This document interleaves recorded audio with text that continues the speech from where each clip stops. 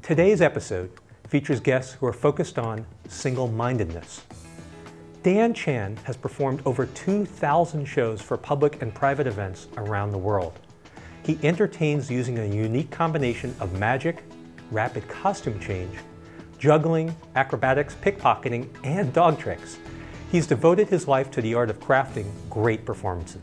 I started magic when I was about 21 years old, and that's when I really got into performing.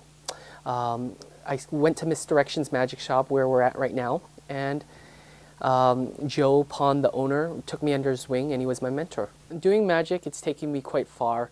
I've been able to perform in Mexico, Hawaii, and Japan. I've performed at a funeral, at a wake. I've performed in a hospital room. I think one of the things that makes my show unique is I do high technical skills, from the card manipulation to the juggling 3, 4, 5 balls. I end the show with a handstand push-up while yo-yo spins from my mouth. I do pickpocketing. Magic isn't for everybody, to be honest. It's only for a select few who don't mind working all the time.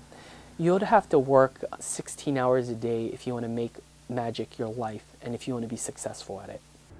Our next guests, Logan and Noah Miller, without a dime to their names nor a single meaningful contact in Hollywood, managed to write, produce, act, and direct a feature film in under a year, starring 4-time Academy Award nominated actor Ed Harris. And in their spare time, they also wrote a book about the experience.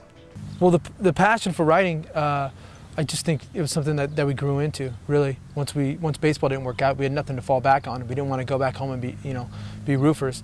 And we always loved telling stories orally, not writing them down. And we ran into this.